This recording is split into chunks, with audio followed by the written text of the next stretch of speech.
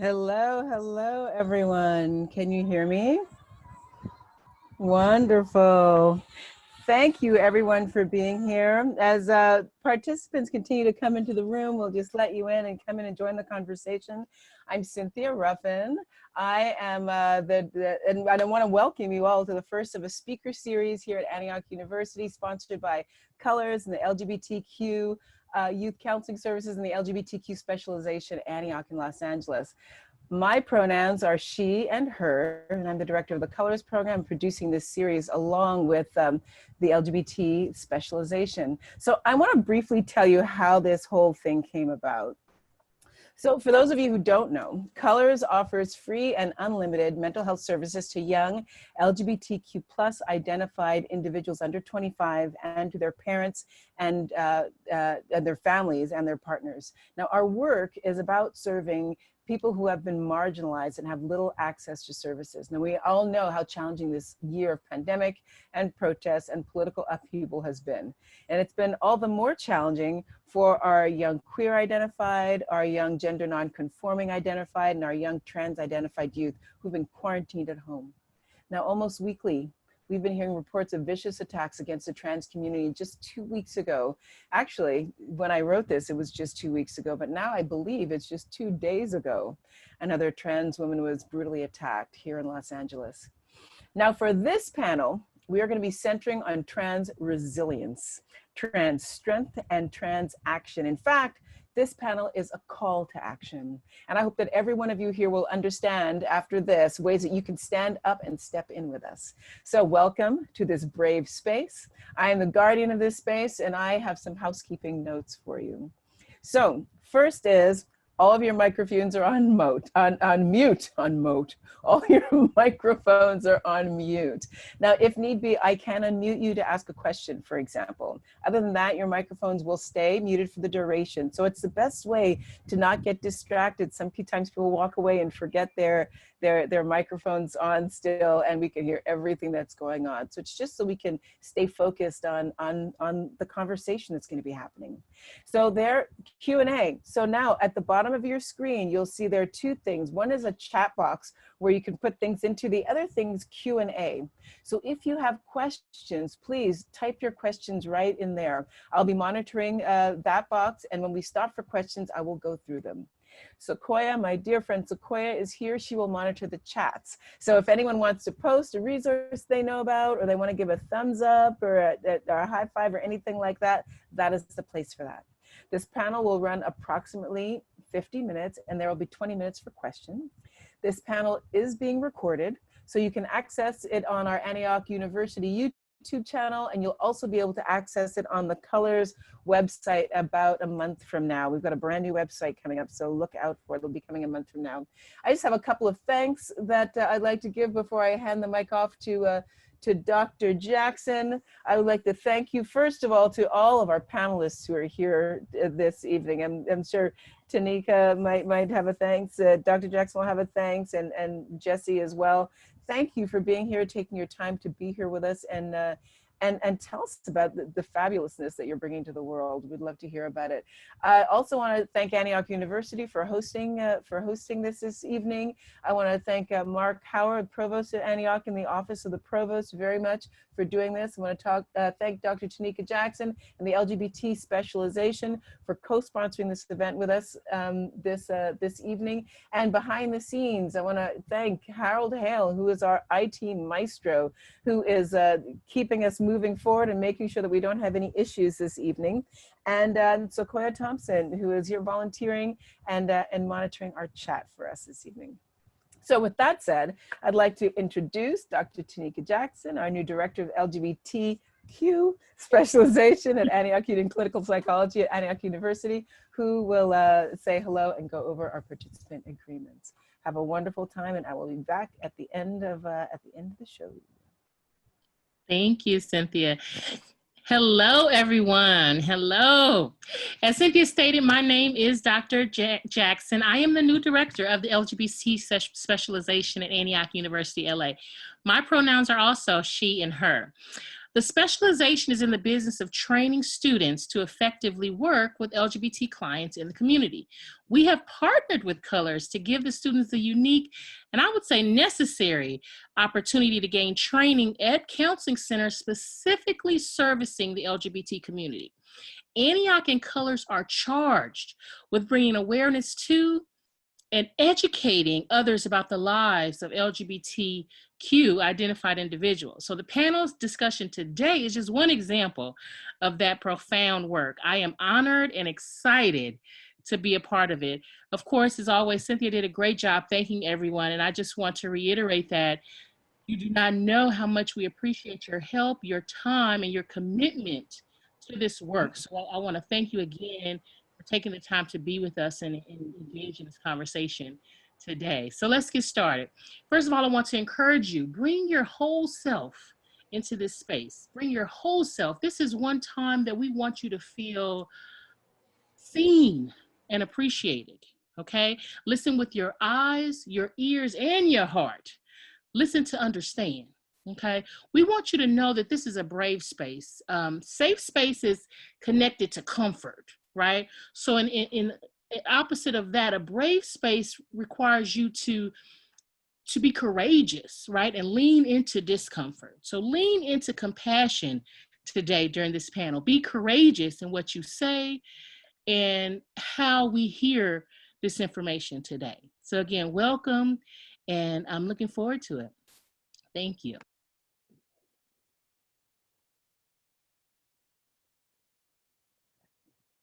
Hi, well, I'm going to, I guess, introduce myself. My name is Jessie Jacobson, and I was the first trans student to graduate from the master's degree with clinical psychology. I went on to be the first trans therapist at the LA Gay and Lesbian Center, which is happily now the LGBT Center. And I've worked as a therapist and as a lecturer. I'm also a musician, and I'll be hosting tonight. And I'm just so excited about being here and this event. We have some great guests, and I'm going to introduce them all to you. But first, I just want to say, as an Antioch graduate, adjunct professor, and Colors board member, it's fair to say I have a strong attachment to the school, the LGBT plus specialization, and Colors counseling services, and its focuses on LGBTQ plus youth. Antioch's dedication to social justice, diversity, and progressive innovation is so important to me as a trans woman, and I'm so thrilled to have this opportunity to host this event featuring a panel of inspirational and talented activists, designers, models, artists, and business persons who identify as trans or non-binary. In my years as a therapist at the LA LGBT Center, then the Gay and Lesbian Center, working with a diverse population, I was forced to confront my own unearned white privilege on a daily basis. And this is true again during this time of protest, pandemic, and presidential politics, when powerful, uplifting Black Lives Matters and Black Trans Lives Matter protests are violently opposed by a president and party that actively court white supremacists and has been dubbed the discrimination administration for its almost monthly political assaults on trans rights, as well as anti-LGBTQ plus rhetoric. At a time when both major parties oppose Medicare for all during a pandemic and refuse to address the systemic racism and violence of the police against people of color, it is an honor to be able to discuss trans, non-binary activism and resilience with our four panelists. So without further ado, I'd love to introduce them. Bambi Salcedo is a national and international recognized transgender Latina woman and is the president and CEO of the Trans Latina Coalition, a national organization that focuses on addressing the issues of transgender Latinas in the US. Bambi also developed the Center for Violence Prevention and Transgender Wellness, a multi-purpose, multi-surface space for trans people in Los Angeles. Her activist public speaking has ranged from testifying to governmental bodies, human rights and social justice organizations, universities and colleges, at demonstrations and rallies, and national and international conferences, with a focus on transgender-related issues, social justice, healthcare, social services, incarceration, immigration, and detention, as well as professional and economic development for transgender people. Bambi has been invited to participate in several panels at the White House, including in 2016, the United States of Women, where she shared the stage with Vice President Biden at the opening plenary session, and in 2015, Transgender Women of Color and Violence and LGBTQ plus People of Color Summit. Bambi has also participated as the opening plenary speaker at several conferences, including the 2015 National HIV Prevention Conference, the United States Conference on AIDS in 2009 and 2012. She has participated as facilitator with the Pan American Health Organization while developing the blueprint on how to provide competent healthcare services for transgender people, as well as healthcare for LGBT people and human rights in Latin America and the Caribbean, and is receiving a special recognition award at the Hispanicized Summit tomorrow. Whew. Okay, moving on. Lucky Alexander, the founder of Invisible Men, is a trans man who is an advocate of exacting change that builds bridges within the LGBTQI community and creates resources and support around trans masculine folks and trans parents. He is a member of Los Angeles County Transgender Advisory Council, the CHIPTS CAB member, HIV commissioner, and a proud member and historian of the Brown Boy Project, director of workforce development at Trans Can Work, and the designer of the All Lives Matter art installation on Hollywood Boulevard, which many of you may have seen. He received the title of Mr. Quest 2018, a community advocacy award with APAT. He was the assistant strategy director for the historic 2019 National Trans Visibility March and has received the Lou Sullivan Award for the work he does centered around trans masculine individuals in the HIV/AIDS arena. Lucky has a passion for gender and social justice and is very committed to giving back to the community through education, training, and awareness. He also provides healing by creating fun wherever he goes and teaching mixed media art and computer technology. His experience spans 18 years in capacities such as SGA leadership in Utah, a homeless shelter program manager, peer mentor for homeless LGBTQI youth in Las Vegas, Nevada, and LA, California. He has also done speaking engagements expressing his story of trans masculine experience and facilitated cultural humility training for LA homeless housing facilities. He also holds degrees in computer science, math, and culinary arts, and is currently working towards a BA in psychology. Lucky is a dedicated member of the community and a father raising 4 children to be open-minded, free thinkers, and lovers of gummy bears. I love that. Dominique Silver is an international model signed with Slay Model Management, the world's first trans-exclusive model agency based in Los Angeles and New York. Dominique has graced the catwalks of Marco Marco, Garo Sparrow, Max Sarefa, Oxford Fashion Studio, Richie Rich, Kyle Richards. Her commercial work includes the New York State Department of Health, Hydrofacial, Planned Parenthood, Model Alliance, and Models.com, alongside Beverly Peel and Veronica Webb, along with other fashion notables. She has also appeared on Netflix's hit Next in Fashion and Ryan Murphy's Pose on FX. Yay. Dexter Simmons is an American fashion designer born in Oakland, California, who studied at FIDM San Francisco, where he developed his penchant for the bold and fantastical. He first gained mainstream recognition when competing on Rihanna's Styled to Rock, where he worked with artists such as Rihanna, Neo, Nervo, Kylie Minogue, Miley Cyrus, and Pharrell Williams. Dexter and his designs have been featured in various fashion magazines like Glamour, Content, and Huffington Post. Marie Claire has called Dexter fashion's triple threat, a designer, stylist, and makeup artist. Dexter competed on Project Runway's 15th season, where he got a chance to expose his innovative aesthetic to the world. Since then, Dexter has been taking fashion weeks and music videos by storm.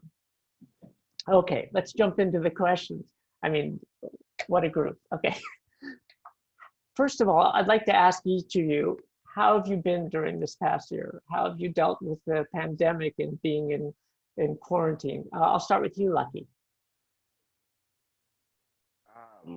You know, it's interesting. While we've had the pandemic and we have quarantine and all of these things, 2020 has been a pretty good year for me.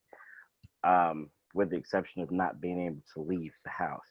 Um, I think that most of quarantine, like you get used to this whole Zoom thing, you get used to like interacting with people via a screen, but I feel like I've gotten a lot of work done because I've been like I didn't have anything else better to do. So it's actually not been too bad. I mean, I worry about my community and I worry about all those other folks that maybe don't have the same level of comfortability. But I think being left to be in the house and you have to stay in the house, I've been okay with it personally. So it sounds like you've just made the best of it and Right. moved Right. on with things and actually worked it to your advantage, which is fantastic. Pretty much. Bambi, how about you? How have you been this year? And how are you dealing with it all? Ya, bueno, primero que nada, quiero darle gracias a mi poder superior por darme la oportunidad de estar aquí con ustedes y honrar la presencia de todas las personas que nos acompañan. I know that it was probably hard for some of you to understand what I just said, but it is customary thing that I acknowledge my creator, my higher power for giving me the opportunity to breathe one more day. But also I want to honor and acknowledge the beautiful and amazing people who are joining us today. And also, express my gratitude for the invitation to share space with such amazing and beautiful people. So thank you so much. I think what I have to say related to your question, personally, there has, at least in the last month, there has been, tragedy on a personal level. But I think throughout this pandemic, there have also been like personal things that I have been challenged with, right? That have obviously allowed me to grow as an individual, but also, thinking of ways how to support members of our community, right? I mean, because of this pandemic, we decided that as an organization, we needed to continue to have our doors open, even if it was just to provide food to our people, because many members of our community don't have access to food, right? And the fact that we provide, hot meals, at least one hot meal every day, it's one hot meal that members of our community will have for one day. And so, this year has been personally super challenging, but also has been a year to find ways for me to continue to be resilient and also to figure out what are my personal needs in terms, for me to take care of myself while at the same time understanding my responsibility that I have with not just the people who work at our organization, but also for people who access services to our organization, and making sure that as a newly starting organization, right, that we continue to keep our doors open and that I continue to hustle, right, money for our peoples. And, have been doing that. And, we are projecting that by the end of this year, we have, we have been distributing about $250,000 to our community in support. We're supporting people with rental assistance and food cards and, whatever we can. So that's, I have no time for me to reminisce on, how in sorrow, to be honest with you. I think it's, for me, a way to continue to push and for me to continue to find ways to support our peoples.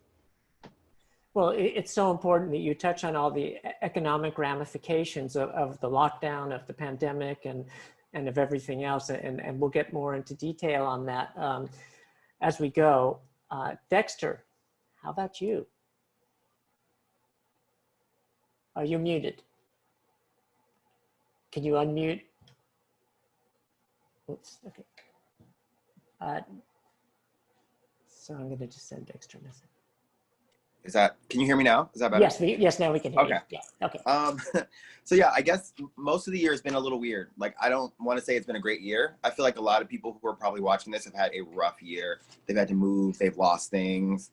I've definitely tried to make the best of it though. Most of the year most of the last 6 months, I've been making masks for people, donating them mostly to paramedics. And like I have a lot of friends on Instagram that are paramedics. So I did a paramedic call out, and then each of their little teams, I sent them these really funny masks, and like, it's just been going. It went from like a couple hundred to a couple thousand. So most of the time I've been sitting at my house, cutting out every bit of scrap material that's been donated to me, turning my donations in, and just kind of giving them to people.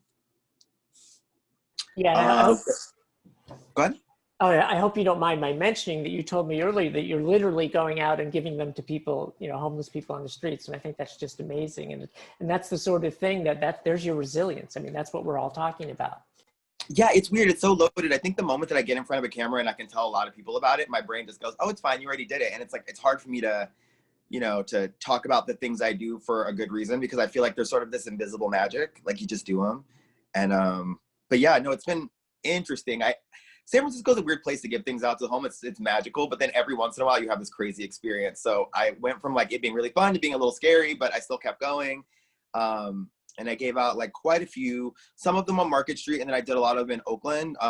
Near me, there's people living under all the bridges here in like large groups. So I tried to sort of leave piles of them on something kind of nice with like little like notes of affirmation, just like little things. It's like I don't have a lot of money to give them, but at least I can sort of make them feel like they're important or they exist to me. And yeah, being in quarantine, that has been weird. I was supposed to be in LA actually. And then I had to come back here and kind of like lock myself down to this apartment, and I haven't been able to travel. So I've been just kind of driving my agent crazy, calling CC every day, asking him what's going on. But yeah, it's up and down. I think all of us are on up and down. I don't know if anyone's having a perfect pandemic. Probably not a perfect one. Well, maybe the large pharmaceutical companies. Dom, will you check in with us, please? How are you doing? Hi, I want to thank you guys for having me and giving this wonderful, amazing opportunity as well.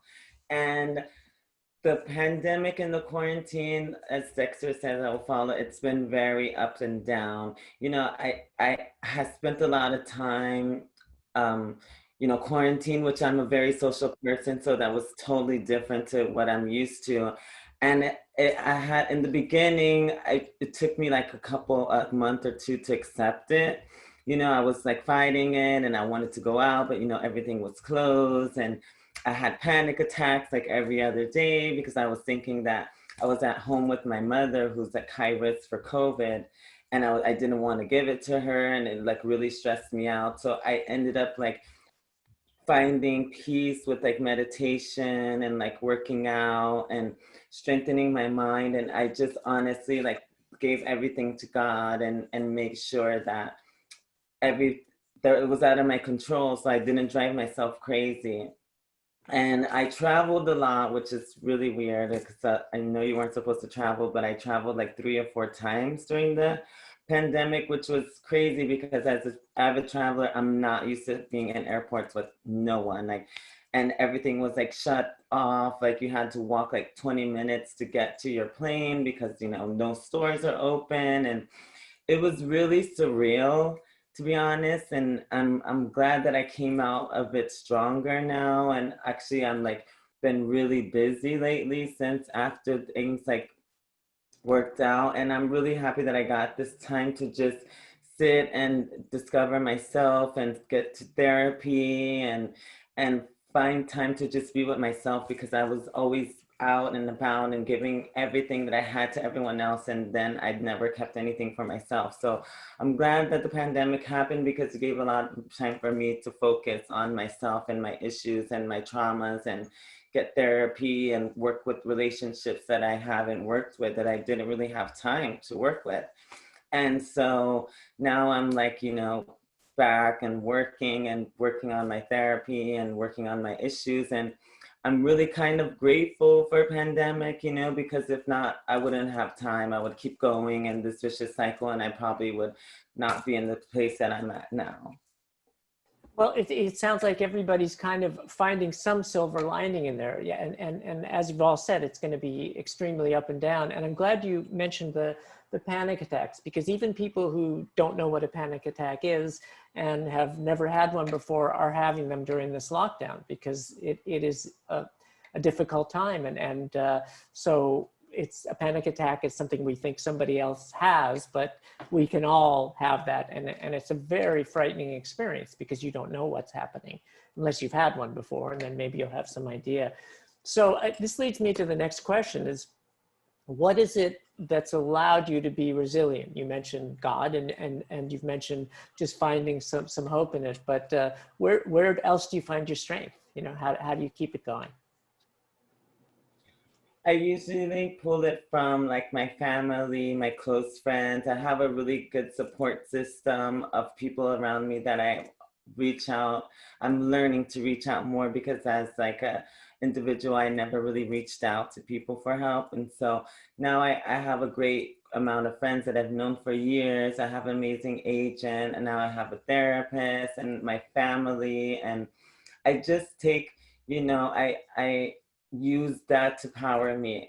And the days that I'm down, I'll just surround myself with positivity. I will work out and get my endorphins up. And I just do a lot of meditation, actually, like, and just focusing my brain on the positive things and manifesting good things instead of focusing on the bad and what's the worst that can happen, personally. That's great. Bambi, you've told us of so many things you're doing for other people. What is it within you that allows you to be so resilient, and where do you find your strength? So, you know, there's obviously, you know, the work that I do and many members of our community who are immersed in community do. It's super taxing in our bodies and our mind and our strength, to be honest with you. But I have learned, you know, I mean, I've been doing community work, you know, for over 20 years, nonstop. And I've learned probably, you know, I have been practicing over I would say the last 10 years or so, to find some time for myself twice a year and seclude myself and write and connect with my creator. But you know, also what helps me is to really have that personal connection with my creator, with nature. You know, I just turned 51 on Monday, and you know, I went to the beach and I had a limpia as the sun was setting, and you know, set my intentions and all of that. So all of those things, like I'm a super spiritual person, and that helps me, for me to you know, to continue going. You know, one of the first things that I do you know, when I wake up every single day is that I drink water, you know, and as I'm ingesting the water, I ask my higher power to just guide me and help me to continue to be humble and to continue to support, to be of support of those who may need me. But also, I, you know, I obviously have done a lot of healing, you know, to heal from the horrible experiences that I went through, you know, and so, you know, that has definitely helped me. And, you know, just writing, and, you know, I went to school, and, you know, like all of those things have helped me, for me to continue to grow and to continue to be centered. But, you know, also, you know, like I became vegan almost 4 years ago. So that's a consistent thing that I'm doing. I also go hiking at least 3 times a week. So, like all of those things help me for me to continue to be healthy and continue to be centered. And, you know, yeah, those things help me so much. I mean, it's great to talk about those things in terms of specifics because it can be really helpful to people who are attending, and it's good to hear how everybody does this in a different way. Dexter, how do you do it? What keeps you resilient? Where does your strength come from? I think it's like a 50-50 for me. It's being able, being with Slay gives me a really good chance to sort of work in my community more, and just like being a non-binary person, it's a little bit different because you sort of end up in this in-between space. So I think finding a place where you can really like fight for your community, fight for the girls, fight for the boys, and like that's really where I find it. I think just meeting them and learning their stories, just because I think all of us have a story, especially in this community. And I think it's really important to have a place to sort of like find community there. And that's really where I get a lot of my resilience. If it's not there, I find it in a sewing machine. Is it easy for you to take care of yourself? Do you forget to sometimes, or is it always something that you can tap into easily? I'm an only child, and I'm adopted. So I think I've always been a little bit more on my own, and I've always been about this queer. So we're talking like, I think everywhere I went with my mom when I was little, people would ask my mom like, "Oh my God, your daughter's so pretty," and I'd be like, "I'm a boy," and I'd be really upset about it. But then as I got older, I just kind of realized like that anomaly space was something that I needed to live in and get very comfortable with. And yeah, I think honestly, I get most of that. I get most of that through helping my community, like building fashion shows, and then being able to pick out all the girls that people don't get to see. So visibility helps. Instead of it just being such a conversation all the time, or me holding a sign and walking up and down the street, I think sometimes me making, because of who I am, even my career is very mainstream. So my audience is very Midwest. So the Midwest people seeing my shows and seeing trans people for the first time, it's not like I'm marching the Capitol, but those small wins are how they make sure they understand that we're all people. And I think that is so important to me. Yeah, it was interesting watching footage from your shows because it was just such a diverse group of people. And I think that's so amazing that those people are coming into people's homes through your work and through everybody's work here too. And I just really admire and respect that. Lucky, how about you? Resilience, yeah. I think for me, this pandemic has shown me how to shift my perception, right, and change what I'm looking at. Like Dominique, I do a lot of meditating, and I started meditating about maybe 5 years ago, where I really found it effective. And so I think through this pandemic, meditation has been one of the things that has allowed me to shift what I'm looking at, because just like everyone else here, I've been through the same pandemic, and I see it differently because of what I'm looking at, right? And so my kids are one of the great pools of strength that I draw from. And then just recently I got married in July, and so my wife has been one of those, she's been like an extra boost, because even her through this pandemic, like we've both dealt with very close calls when it comes to COVID, and we've had folks that have been close to us that have either caught COVID or may have passed, right? So I think just being able to draw strength from each other, and be able to change what our perception looks like and change what we're looking at, right? And so like throughout the pandemic, like I've been able to get a lot of work done, and I'm like, well, if I can't go anywhere, one, I can't spend any money. Two, I'm looking and trying to find all of the upsides, right? Find all of the silver linings and all of the gummy bears that are in this equation, right?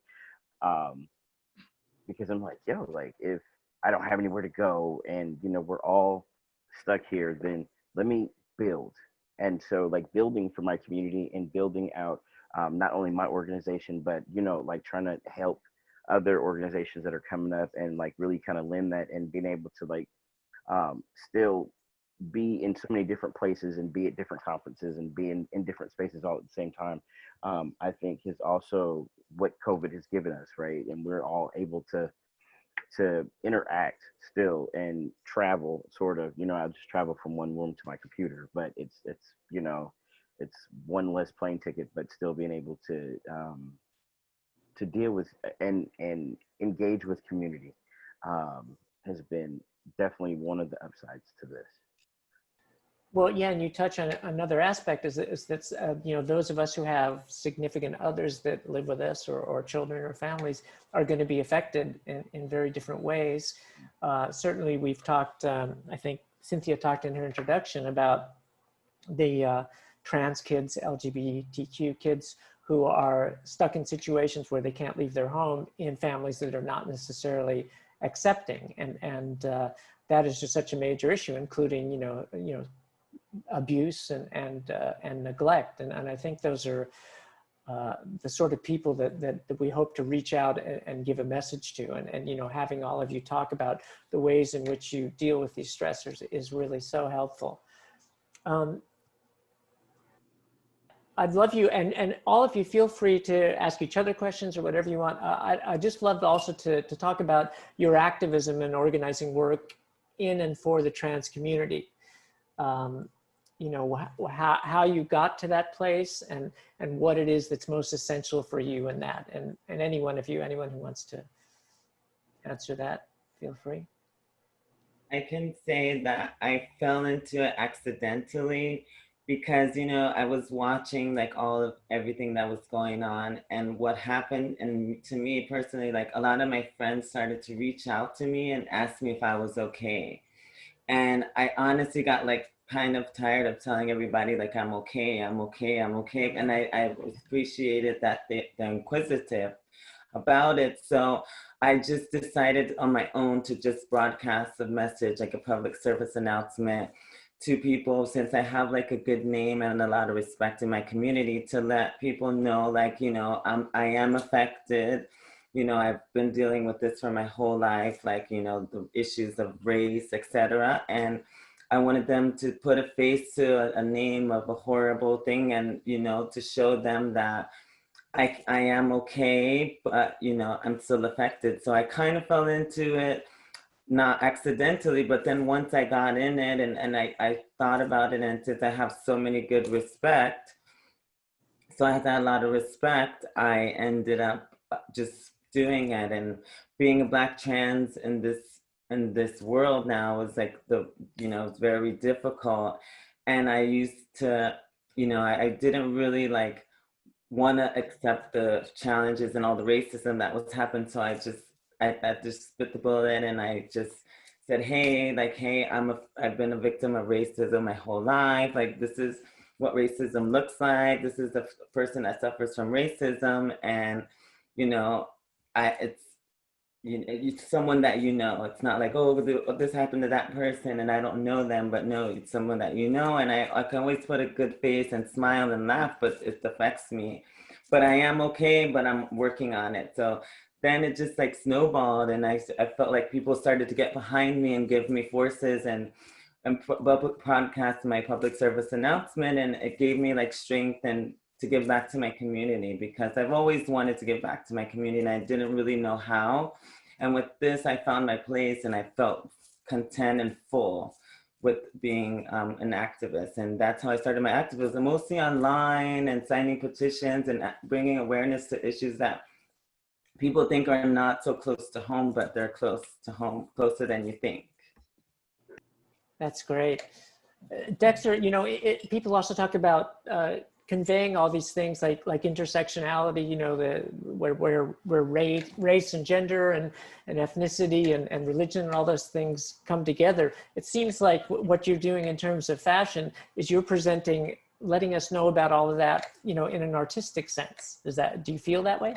Yeah, it's like a sip and see for like adults, I guess, because like those people don't know what a trans person looks like. They don't understand non-binary. That's a whole thing that I've been working on with the people that I want to say they're my demographic, even though they're not my demographic, but the people who really follow me, they don't really understand. And they thought I was a little bit weird and interesting, and they fell in love with that. So now they're sort of getting a little piece of these new people. And like, I think it's more for me about that visibility is almost just as important as, because I don't know what it is. It's like the way to protest has become so different. My fashion protest has always been secretly talking to my agency about getting people into Fashion Week. And then once I could get Cece and Slay to give me the models that I wanted for Fashion Week, then I had to fight with Fashion Week to get the girls in the shows, because they're really weird about it. They're really weird about diversity in shows. And like, if you look at my shows, half the models that are in my shows aren't even from the agency that they allow me to use. I just show up with them and no one really challenges me. And that is my sign waving moment when I'm like, no, they're all staying girl walking. No. And then it's just like, that's just what keeps happening every season. It's like, now people know my shows. And so they just get out of my way and let me book whoever the hell I want. Like they don't ask me any questions. Well, and I think that's what you're all getting to do, Bambi. I think you're also, you're breaking down barriers. You're saying that, this may be what the status quo was in the past, but we're not accepting that anymore. And I know you've done so much work in that area.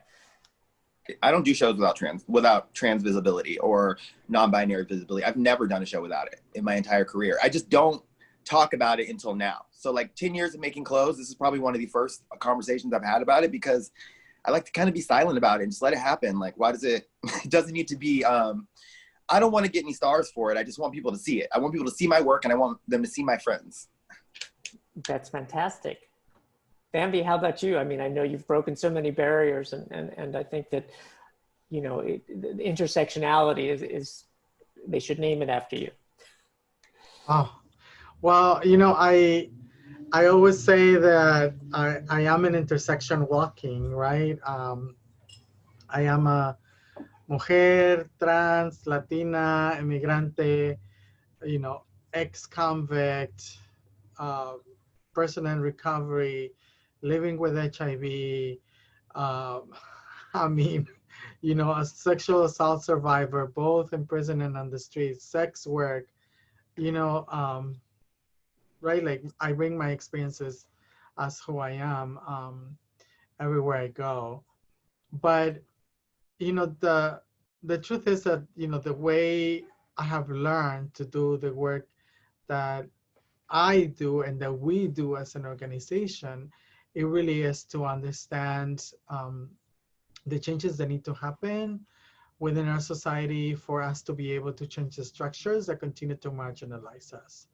And I know that when we are able to not just build the infrastructure that needs to be built within our community, and really demanding an intentional investment in trans lives, and build and support trans leadership, whether it's in fashion, whether it's in filming, whether it's in the arts or any kind, or simply founding an organization, right, and be able to support the leadership of trans people. And so we know that when we are able to build our political and economic power, then we are going to be able to transform the trans movement, and we are doing that.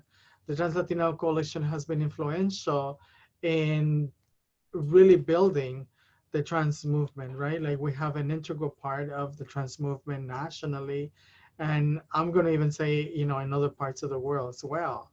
And so, for instance, here in California, we made history just not long ago with Senate Bill, Assembly Bill 2218, which is the Transgender Health and Equity Fund, which for the first time in the state of California, there is a fund that will support trans people across the state, right? That will also support trans-led organizations, that will also support organizations that support trans lives, right? That at least 75% of the services that are provided to are trans people, right? And so, we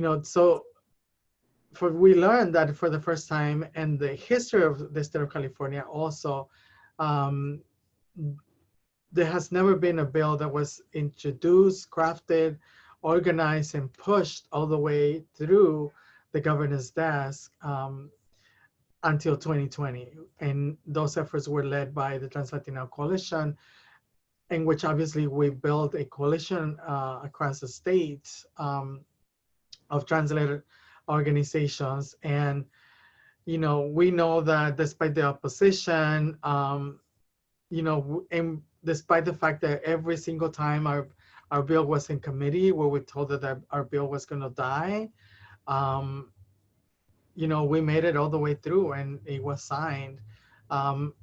But also, you know, Senate Bill 132, right, which is the Respect Agency and Dignity Act, which will also give the agency to trans people who are incarcerated in the state of California to be able to choose where they will do their sentences, where they will feel more safe, you know. And so for us as an organization, you know, we look at not just supporting and building the individual, right, and supporting the leadership development of the individual, but also supporting the infrastructure development that needs to happen in our community. And we have been very vocal and visible and unapologetic, and some people think radical, and that's okay because that's what we have to do. And you know, we're not afraid to be visible, right? And despite the work that we do as an organization, you know, our community continues to be murdered and attacked, right? I mean, a perfect example, right? Like a week and 3 days ago, one of our volunteers was brutally attacked and she was stabbed 16 times and her throat was sliced. And so she's, you know, recovering, but these are our realities. And for us, you know, the way we do the work, it's, you know, like our lives are on the line every single day, right? And so, like, whatever, you know, people can think of whatever they want to think about us, about our organization, but what is most important to us is really to support our peoples.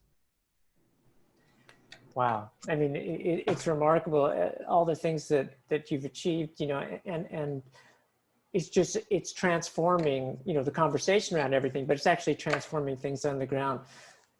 Lucky, in terms about that, when we're talking about the intersectionality and how has your particular intersectionalities impacted your life and career and community, family, activism, whichever, any of those that you want to discuss? Well, when it comes to like the work that I do within community, I'm very intentional about making sure that there's visibility around the trans-masculine narratives. But it wasn't that we wanted to say, hey, look, the trans-masculine narrative is here. We wanted to give folks that autonomy to tell their own stories. And so that's what Invisible Men was here to do. Like, we started Invisible Men about 3 years ago with the intention to be able to give that power and that autonomy to other transmasculine individuals to be able to tell their own stories, like to be their own storytellers, instead of these narratives that are handed us around like what masculinity is supposed to look like, or how we're supposed to perform that masculinity, right? And so with Invisible Men, we started out as just that. So currently we're at 28 what we call legacies, who are the folks that have, you know, stood up and say, you know, I want to be visible. So 28 of those legacies have told their stories. But what happened after the first year was like we started to really gain a lot of visibility around the transmasculine like narrative.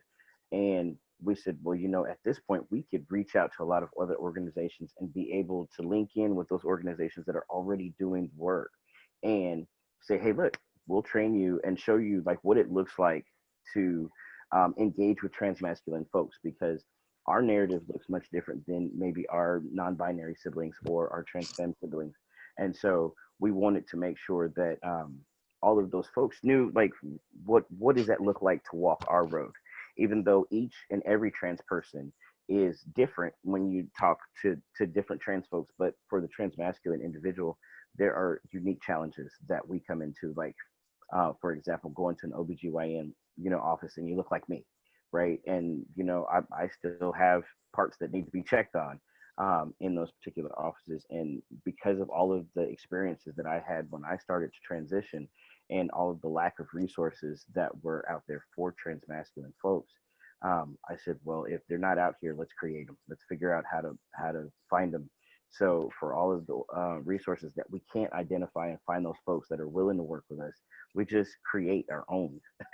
So, you know, around like emotional support, there weren't very many spaces where transmasculine folks could be like, hey, look, I'm not feeling okay, especially around what masculinity looks like for men of color, just whether you're trans or not. Like, there's no space to be able to say, hey, I'm not okay today, and this is where I'm at, right? At least not safely, without, you know, looking at it, folks looking at it as a weakness or looking at it as something to look down upon, right? Like, we're people and we have emotions just the same as, you know, our feminine counterparts. And so I wanted to create that space for transmasculine folks to be able to support one another and really have that support around like those mental health pieces and around all of those other pieces and mentorship and all of that, because with respect to a lot of the research studies, you know, trans men are at the highest rate of suicide, and you know, at 55%, as opposed to like our general public is at like 14.9, 15%.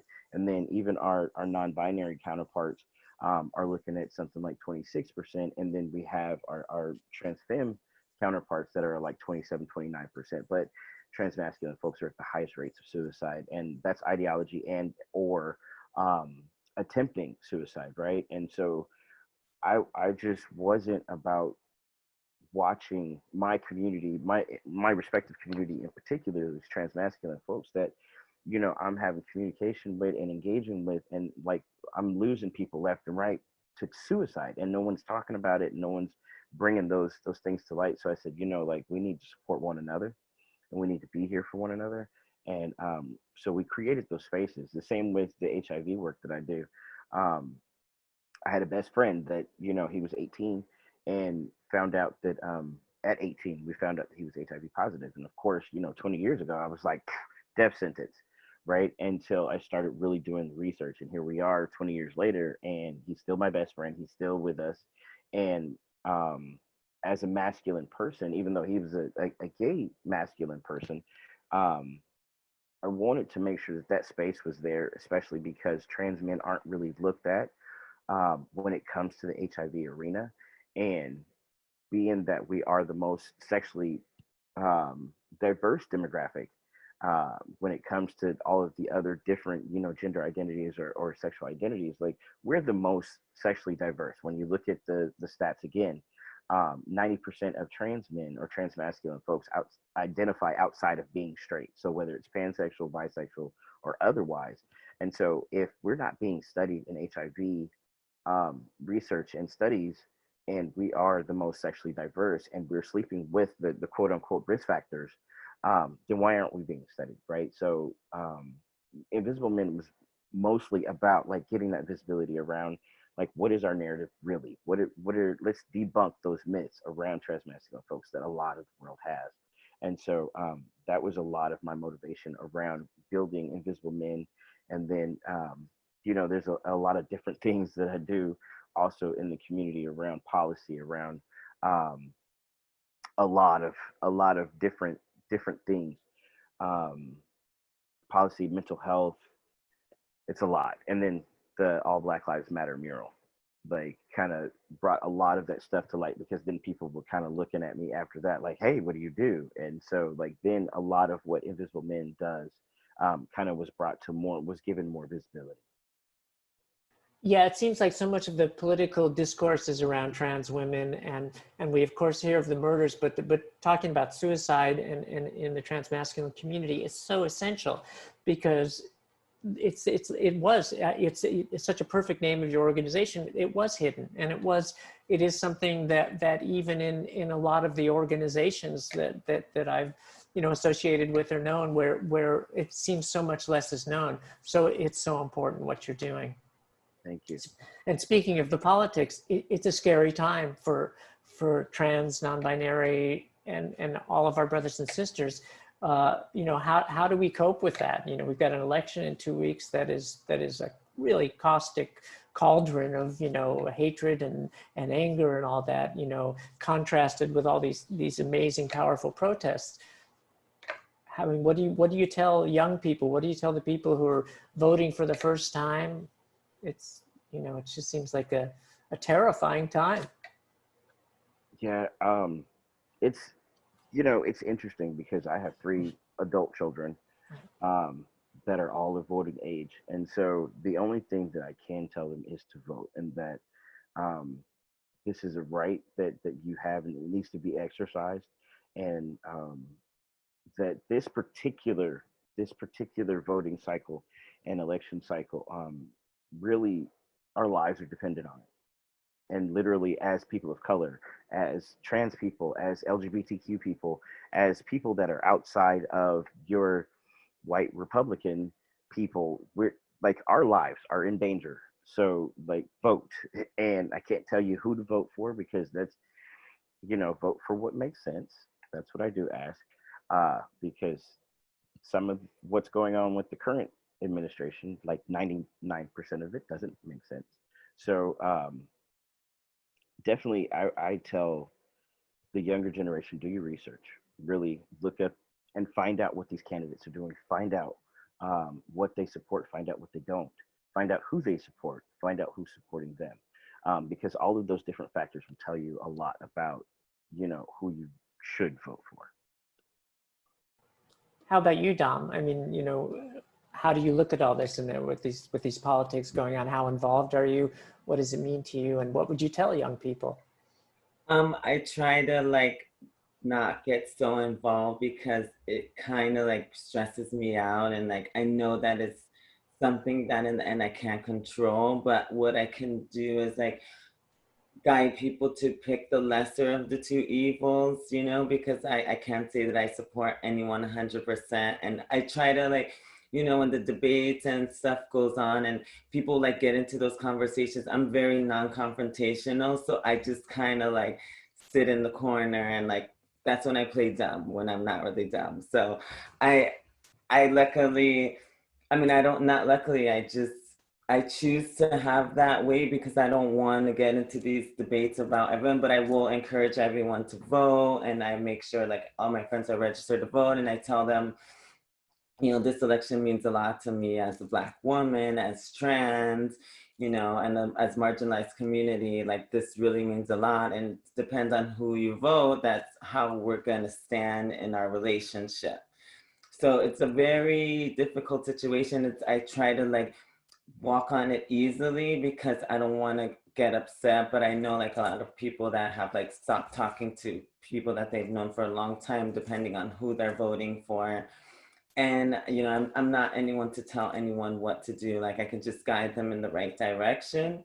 So that's how I feel about this, the politics thing. I watch what I need to watch. I study, and I take my stand, and I just encourage everyone to vote, because this election is very important to us as a marginalized community. Yeah, the discourse seems to have become so toxic that sometimes people won't even hear things that they might have heard before. I mean, it's hard to change somebody's mind or to influence somebody. How about for you, Dexter? Honestly, I'm like very with Dominique on that one thing that she was explaining about like not really having a good option. I think as queer, non-binary, trans, and intersect people, like I think we all has anybody ever found 2 people that they liked in the entire time they've ever voted? Or have you ever been too excited about both candidates? It's just, I think for us, it's sort of like it's kind of sad. It's like a game. It's like, just make sure we survive next year. And like, that's how I've always thought about it since I was little. It's like, oh my God, I just need to make sure I survive next year. Do these policies keep me alive? And how bad is this person? He's not that bad, fine. But we have this generation of people who are missing and voting, and we're so busy saying, I'm this, I'm that, and you're out. And there's this little group in between that's so important. And those are the people who are pissed about both and don't want to be involved.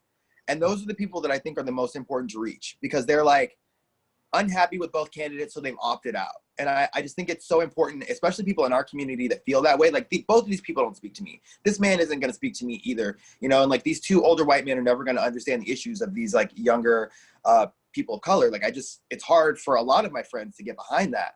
So I think my biggest thing is connecting with my friends and people that I know that are like, I don't even want to do this. And I'm like, yeah, but like, I don't want to die next year, and I'm tired of going in bathrooms and being so scared to exist in there. I'm tired of like walking in. I just need them to see me as a person who also, I'm not like some protected person because I went on TV a couple of times. That means jack or shit when I'm walking around on a normal day and I'm meeting people, like I'm also in danger. And I think if they can understand that these things affect me too, that I'm not in some pink palace because I met a couple celebrities. Like I still do and deal with all the issues that the rest of you guys deal with. And I need you to see that I need you to vote in a way that keeps me alive. I don't really care too much about anything else, but being safe, staying alive, and making sure that I can contact more people who are on the fence and maybe like put my personal, like, this is me. I've known you forever. Like, I'm nervous about going places. I'm nervous in the grocery store because there's this nefarious look from people because everyone's mad about Black Lives Matter. So they see me and they see this Black person and they think, you're one of those Black Lives Matter people. And I was like, maybe, maybe not. You don't know. But I feel like I deal with all the same shit as everyone else. And the moment that I can get my fans, followers, and people who are into my work to understand that, like, I'm not going to be around to keep putting out these lines if things keep going like this. Like, it's real. Like, I have a lot of girls that have been attacked this year. Like, I've had it happen to me before. So I think humanizing all of our friends that are in our community to the people who just don't totally understand that, like, no, this is me. Like, I went to the store yesterday and I had to worry about walking out of it because it was unsafe. Bambi, how do you reach those people? I mean, how do you reach the people that won't even consider it, that won't see beyond their blinders, that are saying they're Republican or whoever they may be, or they just can't accept that anything could be possibly different for them? How do we reach them? It's existing in their space and just being there. It's not about getting them to follow some road. It's like, I like actually did a really big show with Slay Model Management in the Midwest. So they flew me to the Midwest, to the Great Mall of America, to do this show. And I was so scared because the whole time I was going to the plane, I'm calling my agent Stacey and I'm going, girl, I'm really nervous. Like, I'm really scared to go to the Midwest. Like, am I safe? And like, those are the moments when, like, I've explained that to my other friends and I've talked to them about it and they worry about me, and it sort of like puts it in their head. It's like, if you're out there and you're existing around your friends and you're just letting them know about those moments that you're not safe, I feel like it makes you more of a person to them, and they realize that I'm not some faceless person on the internet that they saw being hurt or attacked one time. I'm your friend. Like, I go places with you. Like, we're close. And like, I literally can walk into a situation and work for Rihanna and walk out the next door and go into a bathroom and be scared for my life. Yeah. Like that, I think connecting them with that feeling is really important, and making them understand that, like, shit, nobody's safe. Do you still have that fear, Bambi, when you're places, or, you know, places that aren't necessarily as accepting? Well, you know, so yes and no, right? I am very fortunate and privileged and lucky that I have been able to empower myself and that other people have empowered me. So I don't necessarily walk in fear, right? But I know that the threat is always there, right? But nonetheless, I think what is important is for me to let young people know that you have power, right? That we have power. We as individuals have power, that we as community have power.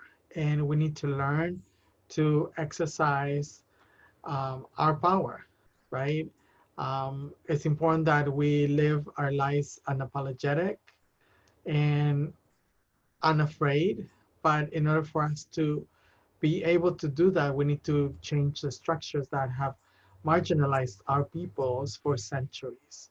And the only way that that is going to happen is when we organize, when we strategize, when we mobilize, and when we radicalize the movement, right? We cannot live complacent, and we cannot continue to be hypocrites about our place within our society and about the things that need to change. There is a shift that is happening in our communities, and we are seeing it, and many of us don't want to see it, but it's happening and it will happen. And I'm hoping that it will happen in my lifetime. And I'm hoping that I can be part of that change. things are crazy in the political realm. That's why it's important that any type of legislation that it's going to be put forth, that we craft that we participate, and that we influence in a way that we can in order for us to change those structures. And if we have to, I don't know, like shut it down, we need to shut it down, right? There's no time for complacency. Exercise your right to exist, and exercise for all of us to live in a dignified world. So I will invite you to get together with your peoples, to get together with your community, and to really figure out how we're going to make these changes happen. That's so well said, and it's so important. And I think that, voting is one thing, and it's important because you're not going to get legislation through without people that you're voting for and putting them in that position. But it does seem on the largest scale, in an election like this, that the choices are not very ideal. But but it's also important for us to understand that that we need to hold people accountable, those who make empty promises. Yes. Right? Just as we put them into office, we can get them out of office. So I am undocumented and I'm not able to vote, but I know that I can influence people, right? And we can obviously, we can shift the administration, but there's different levels, right? Like we need to participate locally in our, in our local elections, and our anything that is happening locally, right? Like, Measure J is on the ballot in Los Angeles County.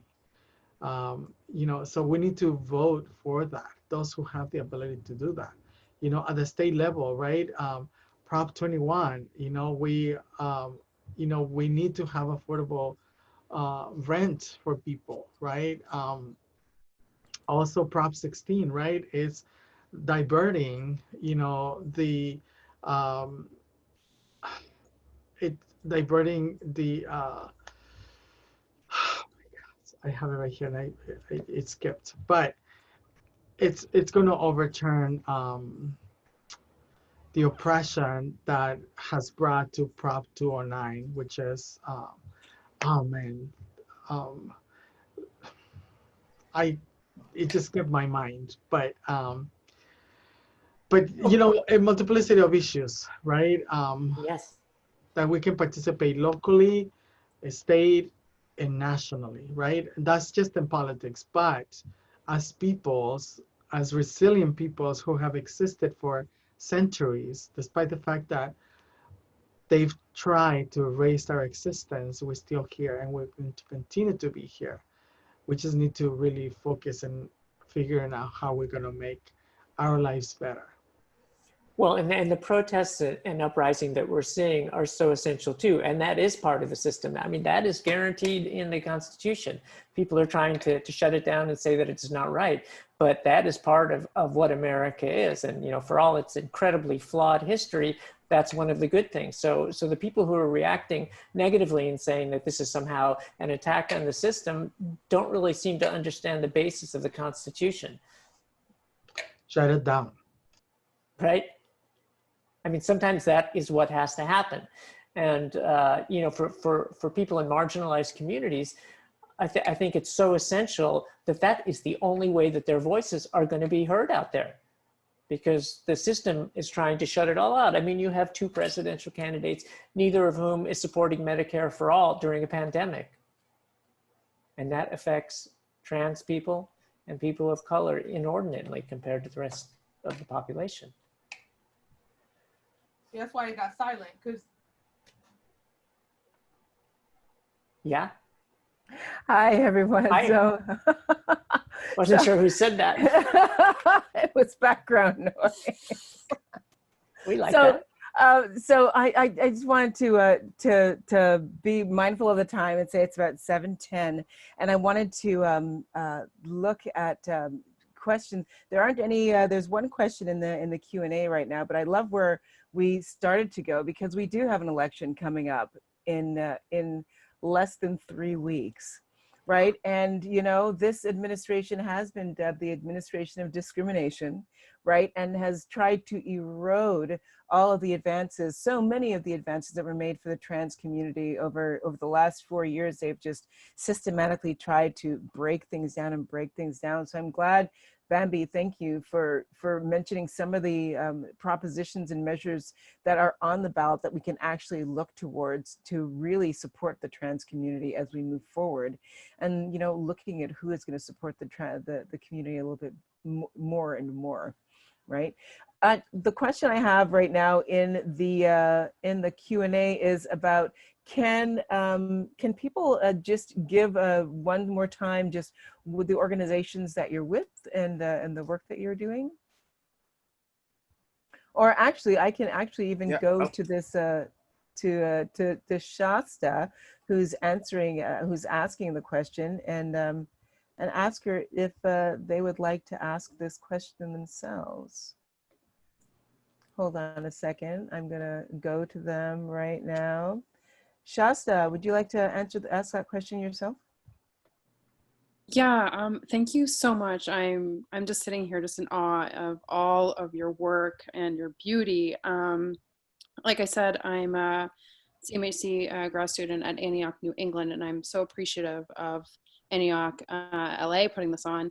And I'm wondering, since I'm very involved with racial town halls that we have at my campus, if we can input the organizations that the panelists are involved in on my campus, so that my campus can get involved with everybody here as well and support them with their initiatives. Cool. Thank you, Shasta. I think on the event page, there's a pretty detailed list. Is that correct, Cynthia? There absolutely is. Mm-hmm. So the page you use to register, that should have, you know, detailed information about each panelist. I know it's really long because they've all done so much stuff and they're all so amazing. And you know, I mean, I think that events like this, with folks like you sharing your stories and the ways in which you've worked through the system are so vital. And you know, anything else that any of you wants to discuss or bring up, we'd love to hear. And if there's any further questions from people watching the panel. I have a question. I have a question that goes back to resilience. So really, when creating this, we really wanted to center resilience and strength.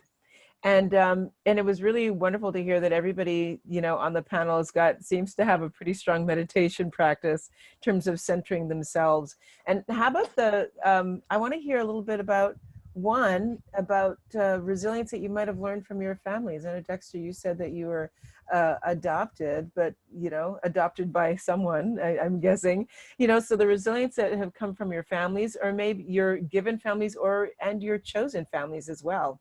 Sometimes we get a lot of our strength comes from our crew, our people, our community who's around us, you know, and how that has factored in your life and going through the work that you've done. And anybody can jump in and talk about that. I think it's my mom. My mom and I are really close in a very weird way. And a lot of my family is very homophobic. So like our relationship is just very tight. And I think she gives me most of mine. She's also from Baton Rouge, Louisiana. She grew up like off, I'd say in basically the area that they're on was an old plantation. And the story she told me, I mean, my mom's like 80 now. So like just do the math on like when she was in the South. So I think that hearing her stories and seeing how well adjusted she is after the shit that she's been through kind of helps me push through the shit that I go through every day. I think one for me is my kids. My kids are an interesting bunch. So like when I started my transition, I think I was in maybe 2 years and I got ready to change my name and I was really excited about it. And I asked my son, I said, look, I want to make you a junior because I've wanted a junior my whole life, right? And so I said, can I make you a junior? Because, you know, I think he was like 8 or 10 or something like that. And I was like, I'll give you an option, right? You're old enough to understand what's going on. And so I said, I want to make you a junior. He said, no, Dad, get your own name. I said, oh, okay, well, this is happening. This 8-year-old just told me to go get my own name. But like I like the way that my kids see the world because they see the world in a much different way. They see brighter colors. They see things for what they are, not the facades that folks try to mask themselves. And so there are times when even just recently within this pandemic that I was just like, oh my god, like this is something's failing, like I'm failing in this moment. And my 4-year-old, she just turned 4 on Monday. My 4-year-old, she puts her hands on my face and she says, Daddy, it's okay. And she doesn't know what's going on, but she knows that I'm feeling some kind of way. She knows that Dad is not bubbly and gummy bearish, right?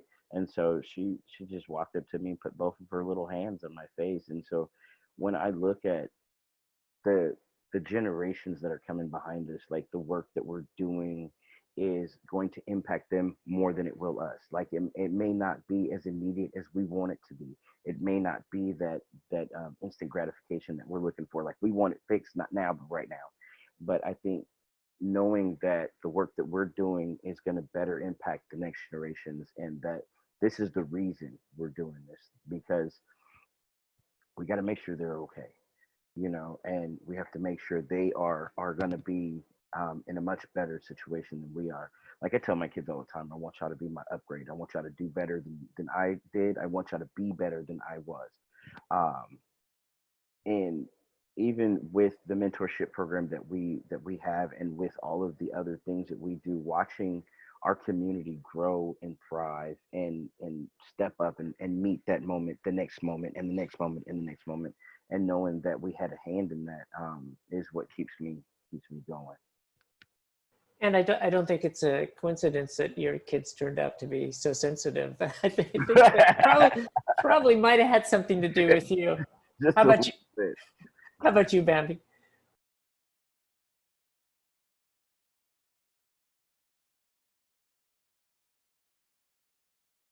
I mean, obviously, everything that I am and who I have become, I have learned from my family, from my siblings, not just my blood relatives, but also my siblings in the movement, right?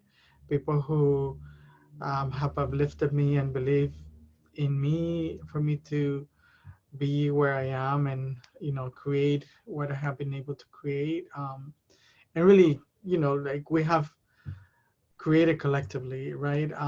And so those are, the things that obviously have supported me for me to continue to be resilient, right? And that's what I've learned from my ancestors, right? I learned from other movements about what needs to happen in order to create those changes.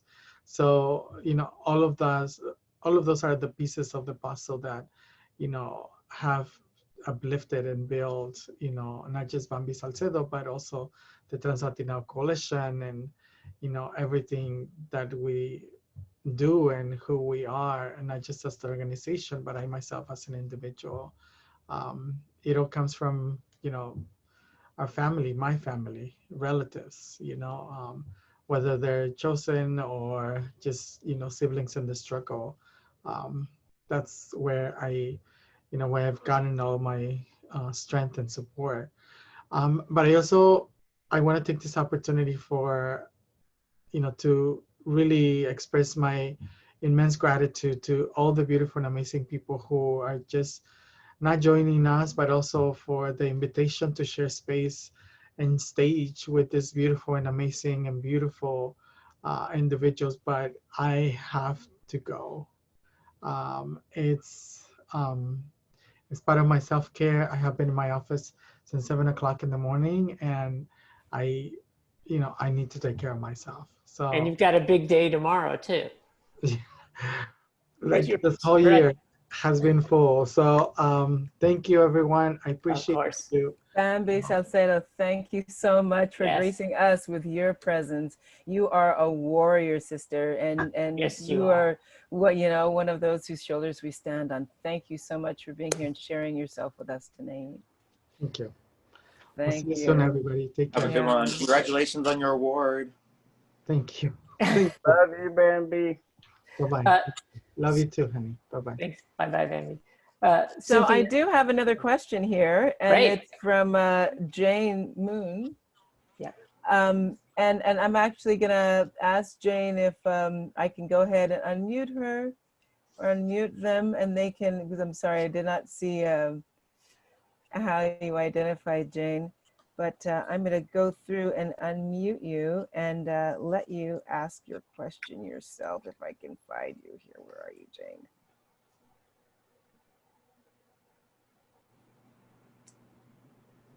Oh my goodness. So Jane's question was, and it's because my it's so there, got it. I had you and it went away. So Jane's question was how is it that people can show their support? Here, Jane, you are unmuted now. You can go ahead. All right. Oh, hi. Oh, I just want to say, like, thank you so much. This has just been such a, like, eye-opening, panel just to listen to. Yeah, because I am cis. I also don't have a lot of experience with, like, not a lot of, like, people in my community are, like, are part of the LGBTQ community, or, just, and so I'm sorry, I'm so nervous. But I just I just wanted to ask, like, what's like the best way to show my support without it just being like performative activism, because I'm always just afraid of, like, is this a way of crossing lines, or like yeah, sorry. Yeah. Thank you, Jane. no, it's a great question. I agree. Yeah, Lucky, do you have an Um, answer for that?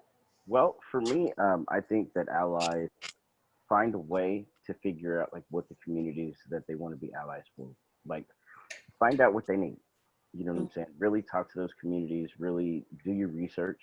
Find out like what's going on in those communities. Find out where the holes are. Right. Find out where those gaps are. But also, definitely, I understand that you can only Google so much, right? Especially when it comes to the trans community or the LGBTQ community. You can only Google so much reliable information.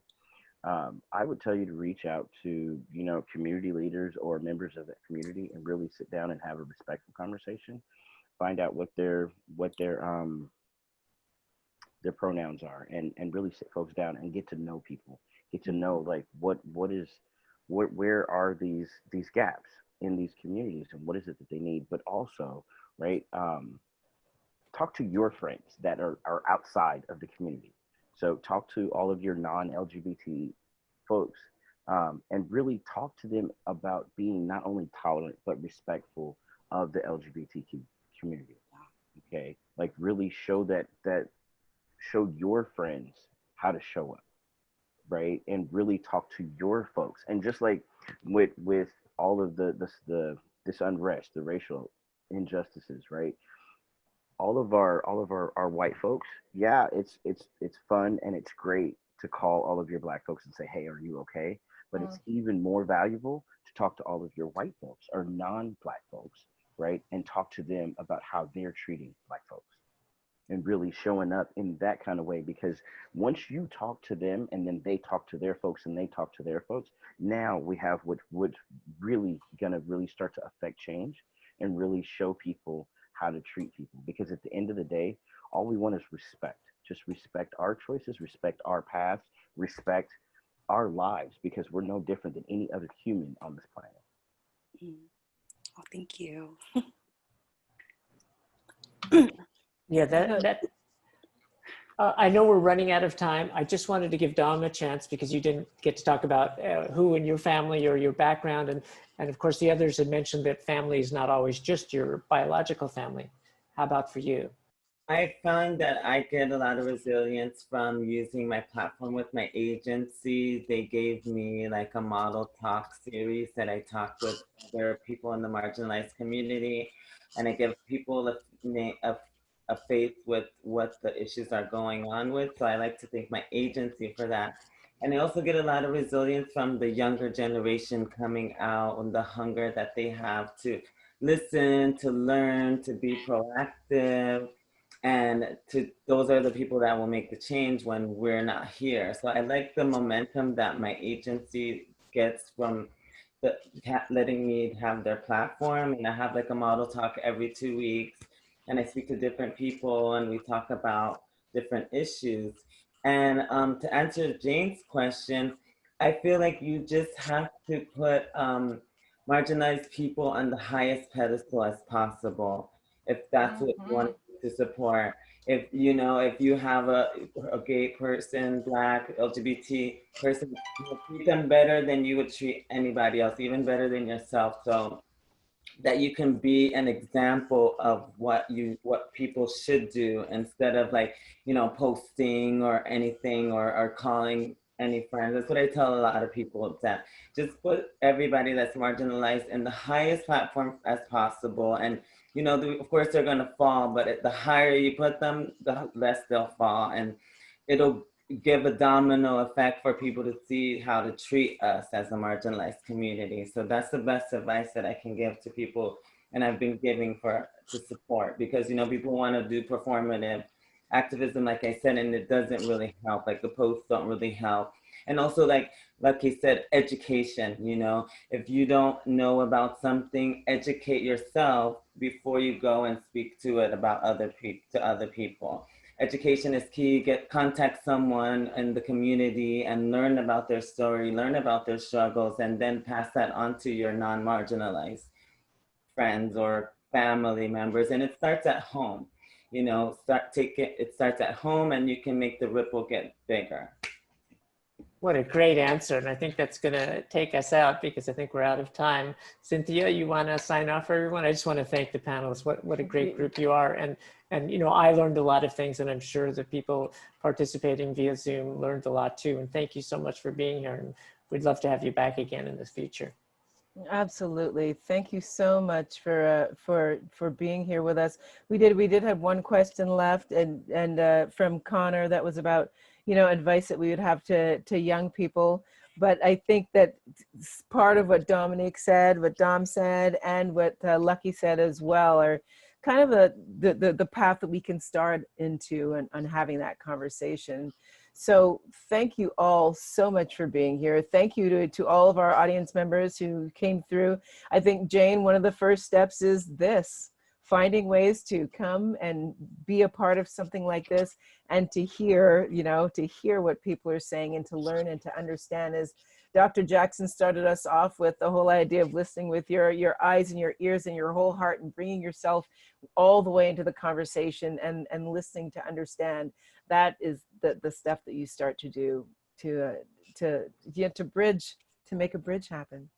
So thank you all, each of you. Dom, thank you. Dexter, thank you. Lucky, thank you. Jessie, for being our facilitator. Thank you, Dr. Jackson and the LGBT Spec for being a part of co-creating this evening. There will be more, so keep on looking for us. We'll be doing this once a quarter, having a conversation with Jessie. So we haven't decided what our next conversation is going to be just yet, but there will be a new one. And we definitely look forward to hearing from the three of you and from Bambi as well in the future. Please look them up online. Go back to the website, see all of the wonderful things that people are doing, and find out how you can find them and support the work that they're doing. So thank you so much. Thank you. And absolutely. And good night, everybody. Good night. Good night. Thanks for being here. Absolutely. Thank you.